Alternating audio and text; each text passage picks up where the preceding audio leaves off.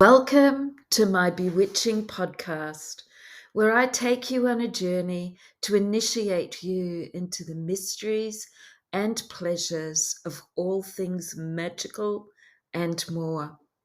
I'm Julie Nelson, Rich Witch, botanical perfumer, astrologer, and creator of the Fragrant Oracle.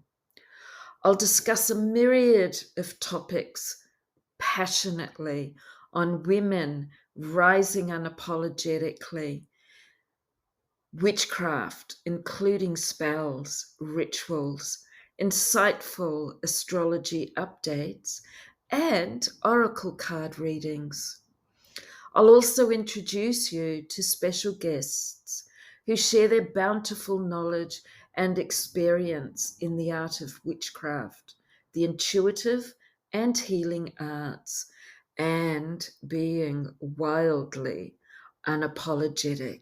Hello and welcome. This is Julie Nelson, and I am going to tell you about my heroic journey, unleashing unapologetic magic. And I'm inviting you to subscribe to the Rich Witch podcast for magical, real, and raw conversations. So let us begin. As a child, I was quiet and endured bullying at school. I faced a moment of betrayal when my beloved teacher falsely accused me, leading to emotional scars that lingered long after the physical pain had subsided. You see, in primary school, my favorite teacher, whom I loved and respected, blamed me for something I never did. And I was punished by having the leather strap. It was common back then and it fucking hurt. More so, though, emotionally and psychologically than physically, although that did hurt too. I lived next door to the school and went home for lunch, which was quite the norm. I was devastated, I was distraught, humiliated, and I felt betrayed by my favorite teacher, who was always so kind to me. And suddenly, how could she treat me like a fucking criminal? I begged Mum to let me stay home that afternoon because I was so scared to go back to school. I was in shock and I couldn't believe that my teacher, whom honestly I loved and idolized, could think that I would tell her fibs. So Ma kept me home, and of course, she believed me. Now I'm going to tell you here that I was only about 7. So you can imagine how I felt. And my mama, she was a guiding light and stood by me, unwavering in her belief in my innocence. Her maternal instinct was eternally my sanctuary. And she had this way where if ever told a fib, she just knew. At times I genuinely thought that she had a detective watching us, and I used to tell my best friend this because she bloody knew everything. The truth was, she said, we always gave ourselves away. And so I then had a glimmer of hope, excuse me, that truth would prevail. Sadly, it did not, as even with my mother's heartfelt and beautifully written note, she could not change my teacher's mind. My teacher continued to disbelieve me, casting me out into isolation, removing myself and my desk from the classroom into the hallway, where I had to stay for 1 month. That event was life-changing for me. I didn't know it then. I understood this much later in my life. Adolescence brought more challenges as I encountered teachers who favoured boys over girls, leading to further bullying. I have no doubt in my mind right now that those of you that are listening here, some of you are nodding and feeling it. I longed to escape this world of conformity and judgment. I retreated dramatically into myself. This began in middle school, where I had a male teacher who seemed to not like girls. And he made it very clear that boys were top guns.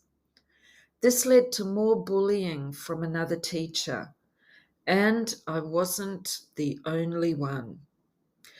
Come physical education day, and oh my God, we had to wear these black rompers. I don't know if any of you remember, that was so baggy, they looked hideous. I, like 90% of the girls, would tuck them into our knickers to look more normal instead of looking like we have these puffy, saggy, baggy breeches on that most definitely made one feel like a plop. All the while, boys could wear normal shorts. Anywho, we were instructed to run around the edge of the field, approximately 2 football fields. And running was not my thing. In fact, PE was not my thing, and it seemed for most of the girls in my class, it wasn't their thing either. I, after all, was a dancer. I did not want to run at all.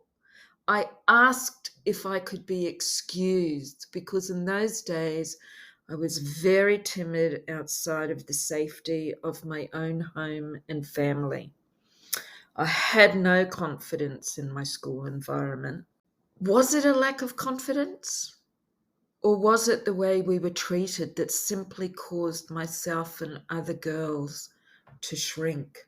I should never have gone to school. It wasn't my thing. I never wanted to go. I would have been so happy dancing and creating art every day.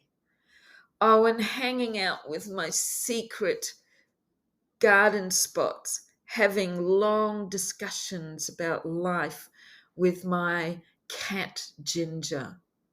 She was my best friend and my confidant. Needless to say, this ass of a teacher who refused to let me off made a big scene of it in front of the class. Humiliation times 1 billion is what I felt. He then made me run the fucking field. To this day, I actually don't remember exactly what happened. I started to run. I remember the embarrassment that flooded my body. I started to silently cry as no one could see me. And then I just stopped. There she was, my wee rebel, thinking, fuck this. Maybe not using the word fuck, but that is what I'm using now. I felt myself gasping for breath, felt panicked, and I also felt super angry with this horrible man.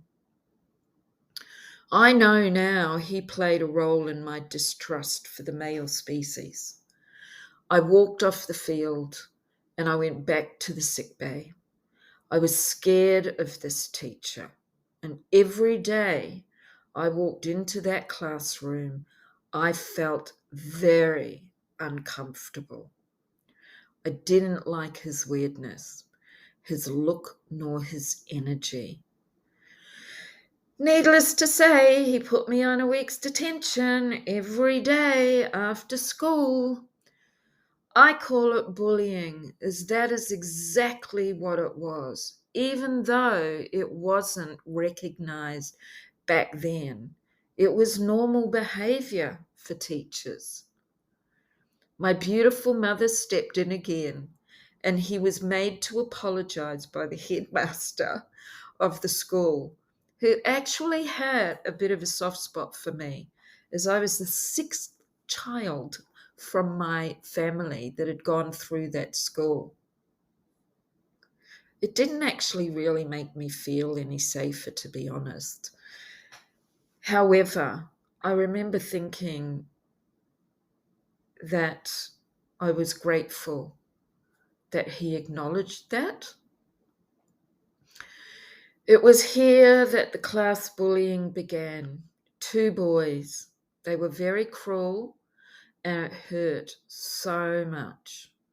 I don't need to go into the details. However, what I can tell you is that the bullying at college affected me for many years of my young adulthood.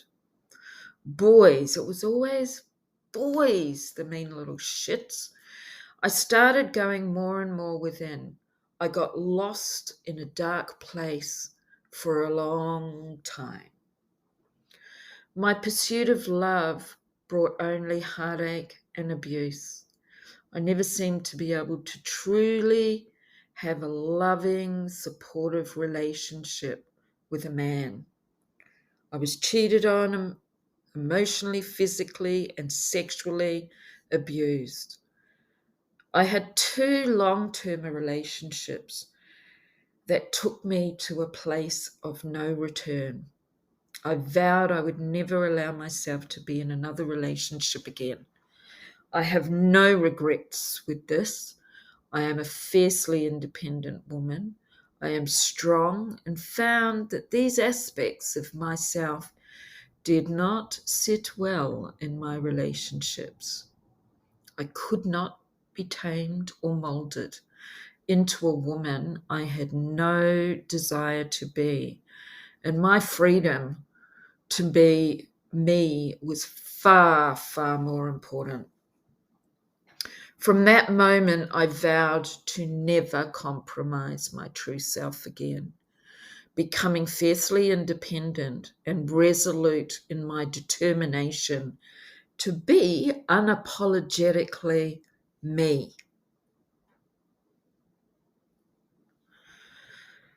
Becoming a mother marked a turning point. My daughter's life-threatening condition led me on a relentless quest to find alternative therapies. I became a fierce advocate, challenging conventional wisdom and fighting for her survival. My now woman daughter was born in 1988 by emergency classical Caesar, born 2 months preemie with a life-threatening condition that led us to being separated after she came into this world. She was transported to another hospital that had the equipment necessary to keep her alive. I'm going to keep this short and to the point, as honestly, this could be a book or two or three. And I might add that 6 months young, she was also diagnosed with a second life-threatening condition. Our journey as mother and daughter begins in 1988. I spent years fighting the systems to do what I believed was best for my courageous baby, my girl, teenager, and young woman. We spent 50% of our lives for 15 years or so living in and out of hospital. This wee little human was my driving force in becoming a clinical aromatherapist in search of other ways I could help her survive. I was a fierce fucking mother who did not disregard my motherly instincts or intuition. The more I studied, the more I learned, and the more and more I questioned the systems, teachers, doctors, specialists, and nurses. I even had one nurse banned for 2 years from going near my daughter when she was in hospital because of her shameful behavior towards little people that were scared and sick in hospital.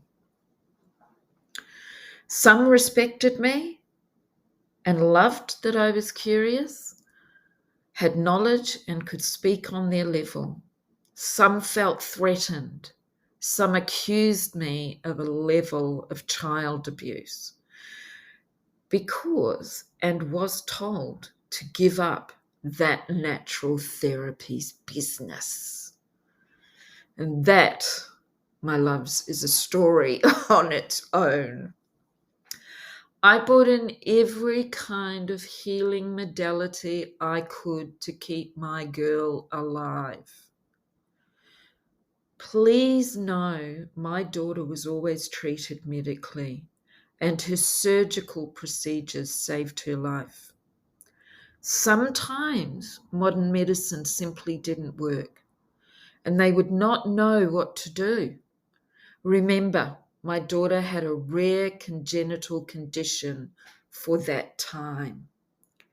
The modern medicals cannot possibly know everything, and nor should we expect them to. When I lectured for 13 years in clinical aromatherapy, I was very mindful in teaching my students that there is no one way. We need both traditional and modern medicine to give people the best chance of surviving life-threatening conditions and recovering from many other chronic or acute conditions. It gives us more options and choices. It also empowers us to make decisions for ourselves or our children. However, I do not support the high and at times very unnecessary prescribing of pharmaceuticals for the sake of it. And that is where I fought like a demon woman for my daughter. I kept being told that my daughter should be on antibiotics every day for the rest of her life, that she should have a permanent gastrostomy button. I refused and had the backing of one of her surgeons. This persisted for a few years, and I stuck to my educated decision, not out of being stubborn. It was because I knew enough about modern medicine to know that the path being recommended and pushed on us was not the safest long-term option.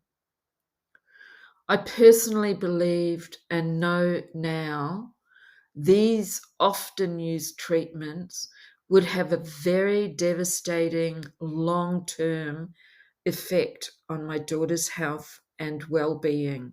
I was always with my daughter in hospital. I lived in there so that I could comfort and nurture her and speak for her when she couldn't. Although most of the time things went as planned with treatments, there were many mistakes made that could have set her back dramatically and harmed her if I were not there to catch the mistakes made. For example, wrong medicines been given, and of course it was accidentally. Bad bedside behavior by professionals that frightened my little girl. Once, when I went into the bathroom, a nurse removed her cannula, even after giving instructions that nothing be done without me being present unless it was life-threatening. Of course. When I came back to her Her nightie and bed covers were covered in blood. And I'm not talking about a little bit of blood. I am talking a large amount that freaked me out. When I came back into the room, I just saw this masses of blood. Another truly awful experience for my girl and myself was when a nurse refused to take out her cannula after it had occluded. My daughter's arm was so swollen and painful, she was crying and begging to have the pump turned off. I argued with them to take the damn cannula out, and the nurse dug her heels in and she said she was not allowed. This was bullshit. If a cannula occludes, they always remove it. I, of course, completely lost it and said I would take it out myself because I knew how. I demanded a doctor be called down. They threatened to have me removed by security. So for a very short time, I had to play the game. After what seemed like forever, around an hour, a doctor came down. Finally. And by the way, I had turned the pump off to prevent it, trying to push antibiotics through her vein when it had collapsed. The next day, when full staff were on duty and there was a num back on duty, I complained and I went into detail with what had occurred. They agreed, yes, the cannula should have been taken out immediately. My point here is not to blame, lovelies. I am sharing a traumatic experience or two with you that led to me becoming more and more courageous to stand in my power as a fierce mother, to be heard because we have innate instincts that must not be denied or squashed, ever. Through my journey with my daughter's health and such challenges that I have described, I gained knowledge and strength and inspiration to become a clinical aromatherapist and an astrologer, blending traditional and modern medicine. I refuse to accept the path prescribed by doctors, choosing to trust my witchy instincts. I'm proud to have stood my ground in the face of medical mistakes and mistreatment. My determination to protect my daughter's well-being only grew stronger. My daughter's resilience and my unwavering support led her to healing and her own journey to self-discovery. Together, we emerged as powerful, independent women, unafraid to speak our truths. You see, as you will come to know me, I am not afraid to be heard. I am not afraid to speak my truth unapologetically. I am a voice for women, mothers, children, animals, Mother Nature, our beautiful Mother Earth, and anyone else who needs an advocate. I will not stand down unless I am not in my highest good for the good of all or proven to be wrong. I am the first to admit my mistakes and I honor them, for I learn and grow from them. I fucking love the fearless woman I have evolved into, an authentic woman who embraces her mistakes and continues to grow. All of this process has made me who I am today, unfuckwithable. My friends and my family all know that my favorite saying is, I don't give a fuck, and I do give a fuck. Thank you for listening to my journey.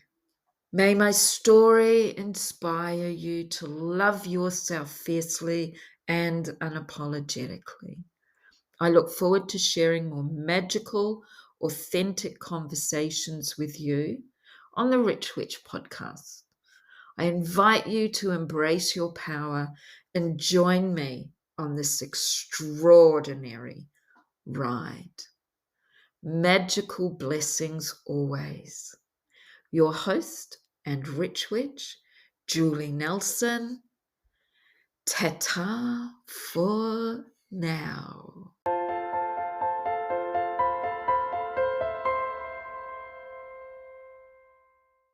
There is something so evocative about the power and pleasure of scent and what it conjures from within us.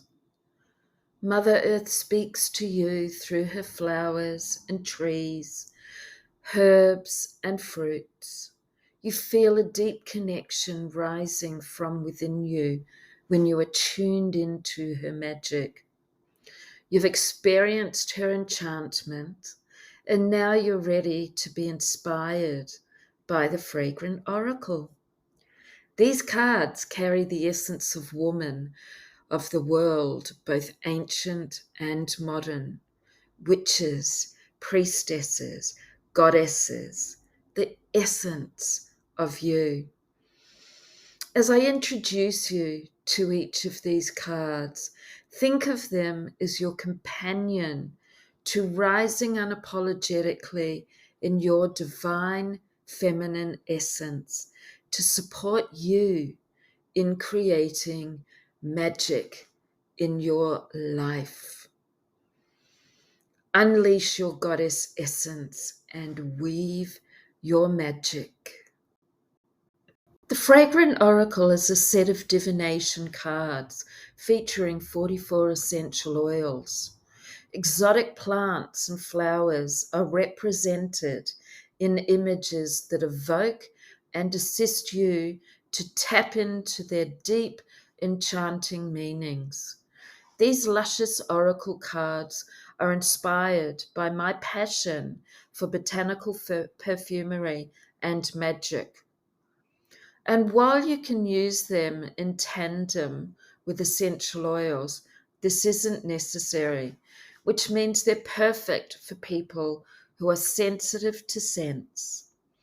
Through the cards, you can access all the pleasure and power of these 44 essential oils and their magical archetypal energies. Each card has key associations for accessing, conjuring, and affirming qualities reflected in you. How to use each card and the beautiful fragrant essence they symbolize. Hold them in your hand, hold them close to your heart, and ask for the essence that will support you throughout your day or week. Trust what comes. Tap into the magical messages that are gifted to you. You can pick up to 3 cards daily, weekly, monthly. And together, these create a blend which helps you to tap into the essence of your signature scent. Create a sacred space, enjoy some background music, light some candles, and sit with your chosen cards. Write any words, thoughts, or feelings that come up for you. Within these musings is a beautiful message for you to embrace. If you have your own collection of essential oils, use these cards to assist you in creating a beautiful scented blend to support you to manifest your desires. To purchase your luscious fragrant oracle deck, I've included the link below in the comments section, and always feel free to ask me any questions. May you always be in magical, scented bliss.